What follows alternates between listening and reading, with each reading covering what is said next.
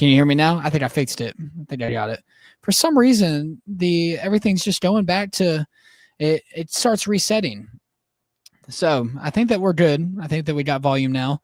I think so. Just let me know. Yes. Thank y'all. I really appreciate that. Everything has been resetting on this computer recently. So I'm happy that it finally is working for us. So let me talk about what I was just saying. So as you are getting ready here in central Mississippi for the hurricane season, we have that area development off the coast of Florida. It's a surface low right now, so it's indicated by that yellow X. It is expected to make its way into our forecast into the next 7 days. In reality, 7 could be a stretch. It could be a little bit more, could be a little bit less. So right now it seems a fairly organized low. It looks really good whenever you pull up visible winds out there. So it's just a matter of it's got to go through a lot of friction and moving into not necessarily a great environment. Whenever we talk about hurricane, you're watching 115 miles offshore Louisiana, Joseph. If you're 115 miles offshore Louisiana, let's hope this thing does not form. So good morning, everyone. Good morning, Tiffany. Good morning, Joseph, Sandra, and Brenda. We'll dive into the details here. There's a 30% chance. So I'm actually going to draw a line. Don't really look at how bad my line is. But if it goes this way, if it comes off to the north, that's kind of what we want. We want it to go off to the north of along the coastal region. We want it to ride that line just because it allows it to stay close to the land, not really looking at a lot of time to develop into a stronger system. We want it to ride there. It has less time over this super warm Gulf. So we're looking at a lot of warm water, a lot of good environment for it to really just tap into. There's a little bit of shear. So if it does make its way out to sea, I do think that that's really the environment that will allow it to gain a lot of strength. Either way, all the models are pretty much showing that it's going to be impacting Louisiana and then in turn us here in Mississippi. So I want you to be aware of that going forward. No matter what, even if it forms, even if it doesn't form, we are expecting impacts here in our area. So let's take a look at what this system actually looks like. It's that low pressure system that's developing off the coast. You can see a lot of spinning. I just want you to be aware, like you can definitely see the turning in the atmosphere with this low. I would not be surprised. I've seen a lot of reports that hurricane hunters will be flying out into this coastal system as it goes on. So it'll move over Florida here. It'll bring a lot of rainfall to them. But we will be seeing it track into the Gulf. Now, how strong will it be once it makes its way over land? That's really the main issue is how strong will this system be once it makes its way past, and how organized will it be past Florida? Once it makes its way into the open Gulf, it's got to deal with that big H right there. That high pressure system, it keeps us fairly calm in terms of actual coverage of what we could be expecting in terms of the Gulf. But it brings us a lot of those scatter showers and thunderstorms, but it keeps, thankfully, the tropics at bay usually. However, we're expecting that high pressure system to slide down a little bit. And when it does slide down, we could be actually expecting it to, that's really seeing us a lot of wind shear going forward. So here's a look at one model run. I'll pull up the different models actually so that we can kind of see watching from all over. I'm happy that everyone's watching from all over. I want you to get the most up-to-date information on what's going on. So this is a look at our GFS run, and we'll fast forward all the way to Wednesday. You can see not very organized. There is turning the GFS and the Euro. So both of our long range forecasts are not really showing this thing getting its act together. It's not becoming organized. It'll ride the coastal line and bring a lot of widespread coverage into Mississippi, as well as the coastal region into Saturday and this weekend. So again, I just want you to be aware that this is just one model's opinion. The keyword is opinion, because I'm not necessarily sold on the Euro or the GFS. That'd be great if they do verify.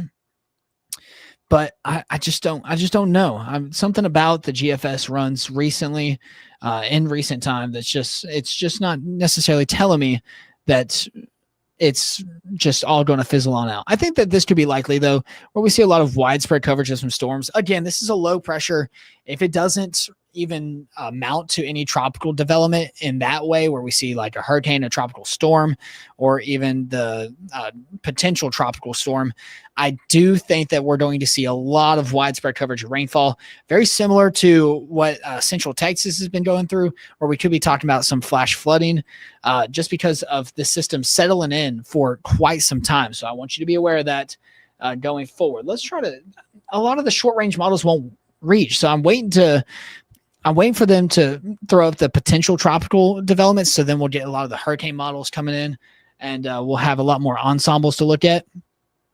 But let's kind of break it down. So here's a look at the hurricane names, if it'll load, by the way. So I hope y'all are having a great day. We are expecting more showers and thunderstorms this afternoon, but I'm mainly focusing on the Atlantic Hurricane Basin. It's time that we checked in and kind of give you an update as we go forward.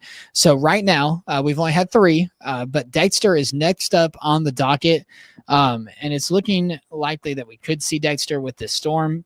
If we don't, then the Euro and the GFS have verified, and that's great for us as we get going into hurricane season, showing us that it could become trustworthy going forward here as we go forward into hurricane season. Still looking at that 30% development. This is what we look for. And we'll kind of talk about this here in a second as well.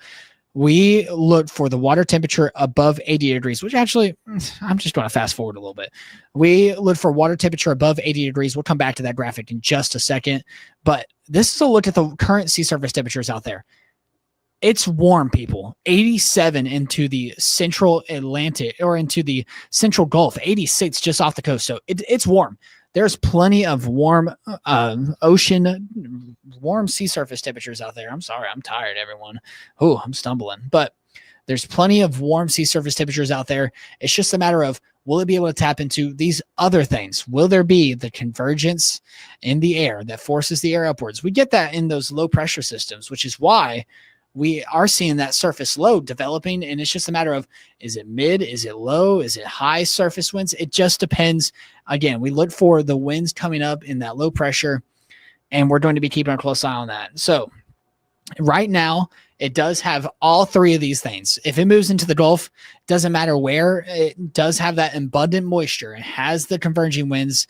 It has sea surface temperatures above 80 degrees. So it's just a matter of, will it be able to tap into all of this in a high shear environment? And there is a good bit of shear out there in the Gulf, and that's good. It'll try to keep this thing at bay and try to stop the development of this system. So we'll continue to monitor that.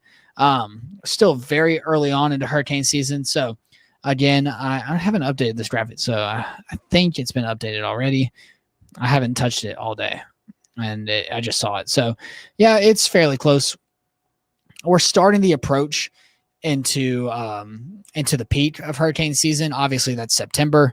August all the way to November is really the time frame that I look at for peak hurricane season. But as of lately, we've been seeing a lot of storms firing up into June, July, and early before August. And that's really what we're keeping a close eye on with this system. Obviously, we're going to bring you updates. We're going to be bringing you everything that you need to know. How concerned should you be, though?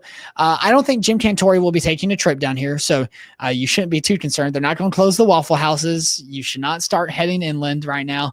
And there's no need to really plan for your area because we're not entirely sure where exactly this thing is going. So is it worth watching? Yes. Is it just social media chatter?